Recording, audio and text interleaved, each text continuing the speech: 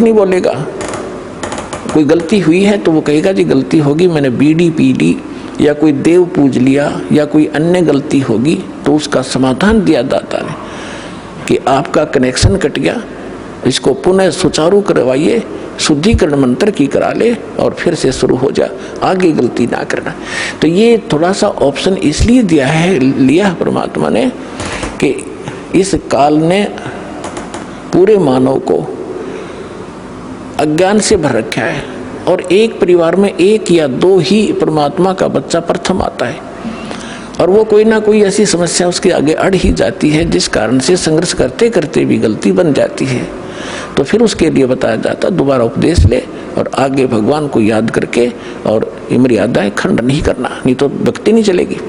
तो एक दो बार आपको ये ऑप्शन दिया गया है और आप इसको फिर दोबारा ले लीजिए मंत्र, आप फिर स्टार्ट हो जाएंगे। जैसे किसी का मंत्र खंड हो जाता है, दूर देश में बैठा है और उसका जहाँ फोन आता है, प्रार्थना होती है तो उसका मंत्र खंड भी होता है, तो भक्ति बंद नहीं करनी चाहिए उसने, क्योंकि उसने नोइंगली नहीं कर रखी।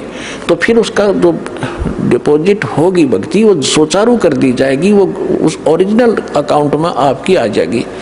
जैसे बैंक में कई बार पैसे डाल दिए जाते हैं, कोई नंबर अकाउंट का गलत हो जाता है, बाकी एड्रेस सही है, तो फिर जाकर उसको शुद्ध करा लिया जाता है और मूल अकाउंट में आ जाता है फिर वो। तो ऐसे आप कई एक भगत कह रहा था जी मेरे को ना किसी ने बारात में गया हुआ था और कैंपा कोला में बियर डाल दी, मेरा नाम खंड हो गया।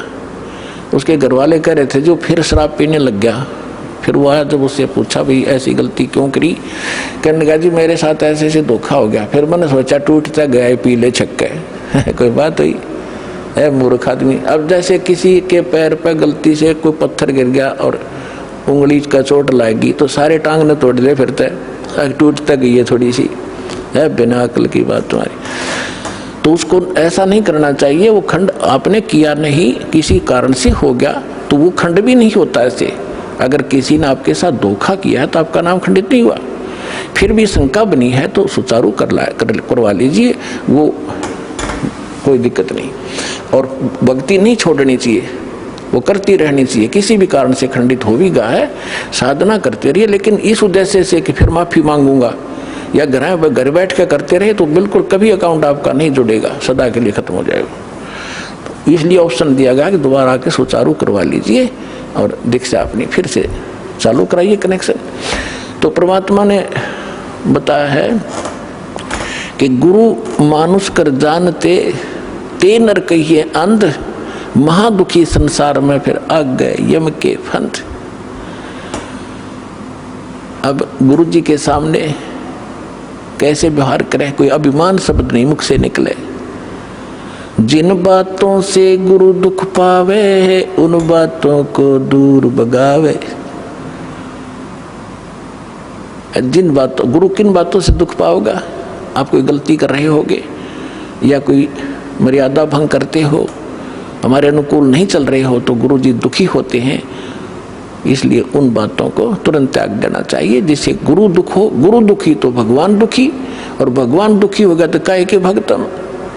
तो यहाँ कहते हैं गुरु मानुष कर जानते ते नर कहीं है अंध, वो दुखी संसार में फिर आगे काल के फंद।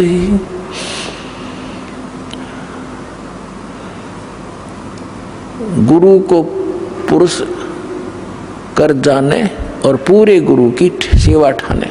तो जो प्रसंग चल रहा है कि